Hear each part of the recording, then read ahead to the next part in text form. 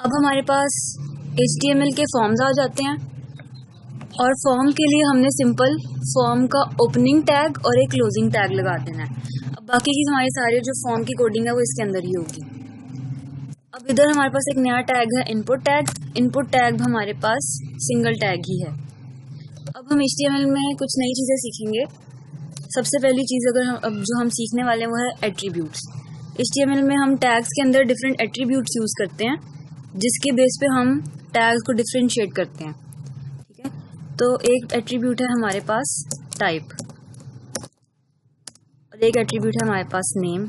इस तरह से एक और एट्रीब्यूट भी हम यूज़ करेंगे।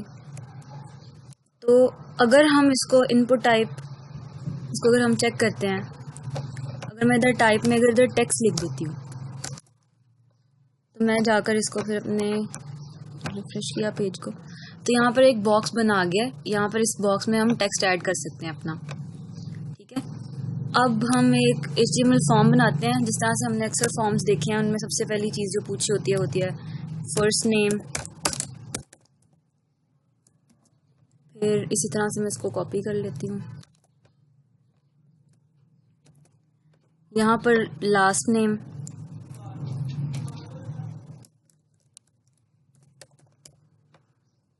और इन दोनों की टाइप टेक्स्ट रहेगी।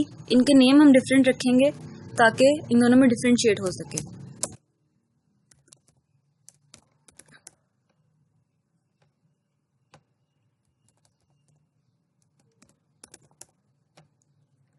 उसके अलावा फॉर्म्स में हम अगर देखें तो पूछा हो सकता है यूज़र नेम पूछा हो सकता है। यूज़र नेम भी सेम रहेगा, उसकी भी टाइप टेक्स्ट ही होगी और उसमें हम बस यहाँ पर चेंज कर देते हैं। हम यूज़र नेम बस मैंने शॉर्ट में लिख दिया। उसके अलावा हमें पासवर्ड पूछा जा सकता है।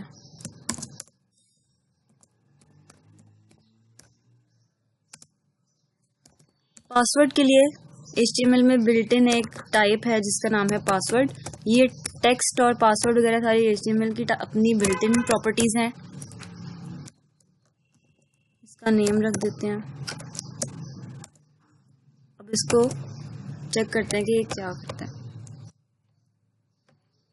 अभी आप लोग देख सकते हैं कि इस तरह से डिफरेंट बॉक्सेस बन गए जिसके अंदर हम अपना टेक्स्ट वगैरह ऐड कर सकते हैं। यहाँ पर हम टेक्स्ट ऐड कर रहे हैं और यूज़र नेम में भी टेक्स्ट होगा। पासवर्ड के अंदर हम अगर कुछ भी लिखेंगे तो वो हिडन रहेगा। तो ये HTML की प्रॉपर्टी है एक। उसके बाद इसमें एक चीज़ आती है जैसे कुछ फॉर्म्स के अंदर जेंडर वगैरह पूछा होता है तो उसके लिए हमारे पास एक और टाइप है और वो टाइप है रेडियो। अब इस रेडियो टाइप से होता क्या है,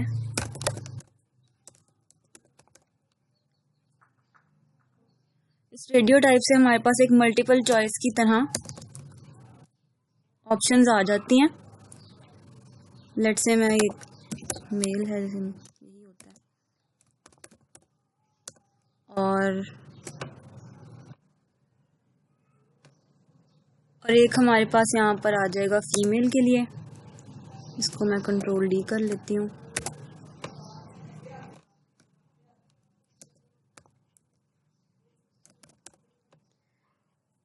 यहाँ पर भी चेंज कर लेती हूँ। अब इसमें क्या चीज़ है, अगर हम देखें तो हमारे पास जो भी मल्टीपल चॉइस भी बने आएंगे उसमें हमारे पास जो नेम है, अगर हम देखें तो हमने पहले जो भी नेम था वो हमारी फील्ड के मुताबिक रखा था। अब यहाँ पर फील्ड के मुताबिक नेम नहीं आ रहा, तो अगर मैं इससे कर दूँ इसको, फिर मैं इसको इसके मुताबिक कर देती हूँ तो फिर अब मैं इसमें डिफरेंशिएट कैसे करूँगी, तो उसके लिए हम एक और एट्रीब्यूट यूज़ करते हैं, वो है वैल्यू। तो वैल्यू इधर हम इसकी मेल रख देते हैं और इसकी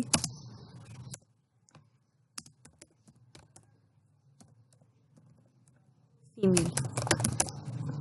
कंट्रोल S और ये हम पार करते हैं तो ये देखें यहाँ पर जेंडर का भी एक सेक्शन बन गया और इसको हम चूज़ कर सकते हैं। उसके अलावा हमारे पास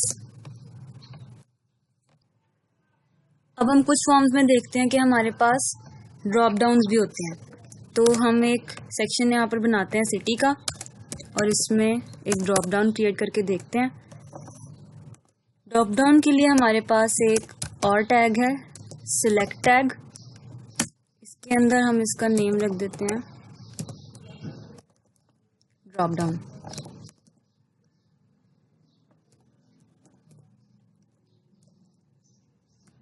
सिलेक्ट टैग भी ओपनिंग और क्लोजिंग दोनों है। अब बाकी की हमारे जो भी हमने चीज़ें ऐड करनी है वो इसके अंदर करेंगे। और इस सिलेक्ट टैग के अंदर हमारे पास फर्दर ऑप्शन के टैग्स होते हैं। अब हमारे पास ऑप्शन क्या है, इसकी वैल्यू हम रख देते हैं। लेट्स अब सिटी की बात हो रही है तो सिटी हम रख देते हैं एक लाहौर, और इस तरह से हमारा ऑप्शन का टैग यहाँ पर क्लोज कर देते हैं।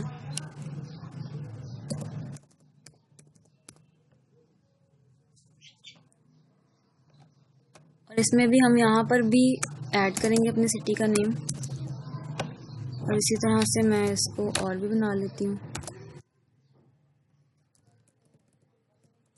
हम कराची कर देते हैं, यहाँ पर इसकी वैल्यू भी चेंज कर देते हैं, और यहाँ पर हम इस्लामाबाद कर देते हैं।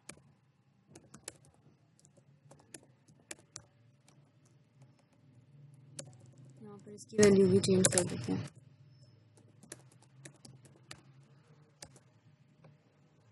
अब ये हमारे पास एक ड्रॉप डाउन क्रिएट हो जाएगा। ये आप लोग देख सकते हैं, ये ड्रॉप डाउन आ गया, इसमें से हम जो भी चाहे सिटी सिलेक्ट कर सकते हैं।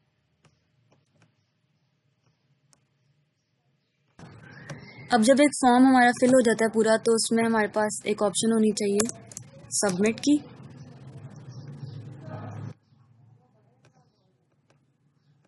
तो हम इधर लिखते हैं input type is equals to submit name इसका हम रख देते हैं वो भी सबमिट, और इसकी वैल्यू भी सबमिट। अब ये देखते हैं किस तरह से फिल होता है। तो ये एक बटन सा बन गया यहाँ पर। जब भी हम कोई भी डाटा एंटर करेंगे उसके बाद जब सबमिट करेंगे तो एक्चुअली ये पेज हो रिफ्रेश रहा है, ठीक है, लेकिन क्योंकि अभी ये स्टैटिक वेबसाइट है, जब हम इसका बैकएंड बनाना सीख जाएंगे तो फिर हम इंफॉर्मेशन भी सेव करना सीख जाएंगे, ठीक है।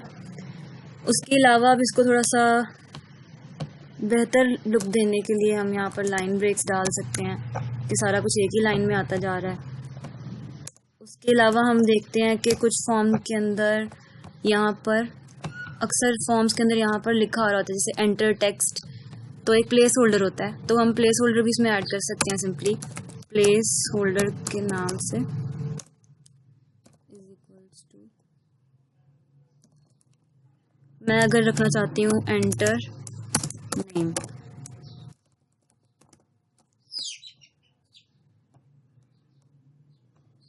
तो ये आप देख सकते हैं यहाँ पर एंटर नेम का आ गया, यहाँ पर एक प्लेस होल्डर आ गया। जब तक मैं कोई टेक्स्ट नहीं एंटर करूंगी तो वो शो होता रहेगा। तो ये था HTML फॉर्म से रिलेटेड। अब इसको आप लोग W3 स्कूल्स पर जाकर और ज़्यादा एक्सप्लोर कर सकते हैं। मैं आप लोगों को इसका लिंक दे दूंगी टेक्स्ट फाइल में, और साथ में मैं इसका कोड भी आप लोगों के लिए अपलोड कर दूंगी, तो वो आप देख लीजिएगा। Thank you.